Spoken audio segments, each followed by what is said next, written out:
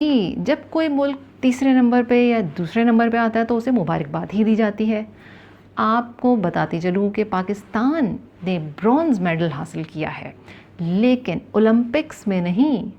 ज़ियाबीतस sugar की बीमारी में तकरीबन इंटरनेशनल डायबिटीज़ फेडरेशन IDF के 10th एडिशन के मुताबिक दुनिया में तीसरा नंबर है पाकिस्तान का, जहाँ पे 33 मिलियन पॉपुलेशन जो है अप्रॉक्सीमेटली वो शुगर का, ज़ियाबीतस का शिकार है।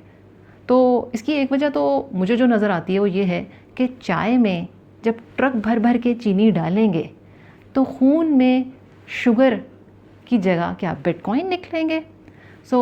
इसकी बहुत सारी वजूहात हो सकती हैं। लाइफस्टाइल मॉडिफिकेशन हो सकती है, लैक ऑफ एजुकेशन हो सकती है, या हेल्थ केयर फैसिलिटीज़ जो हैं वो अवेलेबल नहीं हैं, या आप अपना ख़ुद ख्याल नहीं रखते हैं, स्ट्रेस बहुत ज़्यादा लेते हैं, काफ़ी सारी हो सकती हैं। लेकिन तीसरा नंबर बहरहाल आ चुका है IDF के मुताबिक। क्या डॉक्टर्स अपना ख्याल रखते हैं सेहत का?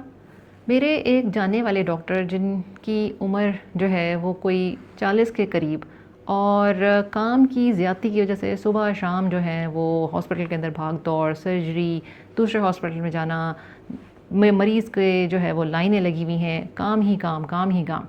ठीक है, काम ही काम हो रहा होता है, लेकिन इतना ज़्यादा जब स्ट्रेस होता है और पूरा दिन आप वर्किंग कंडीशन के अंदर होते हैं तो स्ट्रेस हार्मोन्स रिलीज़ होते हैं, और जब ये दिन, हफ्ते और सालों में तब्दील होते चले जाएं और आपको बिल्कुल ख़याल ही नहीं है अपने आप को रेस्ट देने का, तो फिर स्ट्रेस हार्मोन्स जब क्रॉनिकली, यानी कि बाकायदा काफ़ी अरसे के लिए, लंबे अरसे के लिए बॉडी के अंदर रिलीज़ हो रहे होते हैं, तो स्ट्रेस हार्मोन्स, शुगर डेफिनेटली और ब्लड प्रेशर, ये दो ऐसी चीज़ें हैं जो आपके बॉडी के हर हिस्से के ऊपर जो है वो इफ़ेक्ट कर सकती है, मेनली दिल के ऊपर, दिमाग के ऊपर।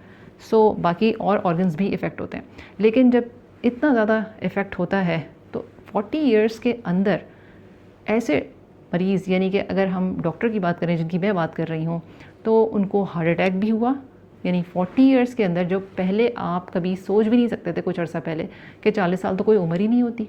लेकिन शुगर, अगर फैमिली हिस्ट्री नहीं भी है, लेकिन अगर आपने स्ट्रेस लिया है और इतना ज़्यादा स्ट्रेस ले लेकर काम किया है, अगर फैमिली हिस्ट्री नहीं भी है शुगर की, तो भी शुगर भी हो सकती है स्ट्रेस की वजह से, और दिल का दौरा भी बढ़ सकता है। और अब जो नए हालात इस टाइम पे चल रहे हैं वो ये हैं कि चाहे शुगर है, ब्लड प्रेशर है, कोलेस्ट्रॉल है, ओबेसिटी यानी कि मोटापा है, और दिल के दौरे वगैरह, जितनी भी ये चीज़ें हैं, और फालज भी, ये नौजवान और जवान तबके के अंदर भी अब बहुत तेज़ी से बढ़ रही है।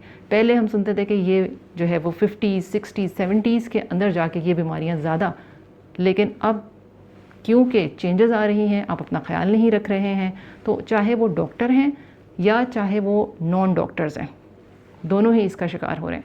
लेकिन ये फ़ैसला और ये चीज़ जो है वो आपके हाथ में है। शुगर के मरीज़ का एक और मासूमाना क्वेश्चन कि डॉक्टर साहब HbA1c का लेवल जो है वो साल में कितनी दफ़ा करवाया जाए।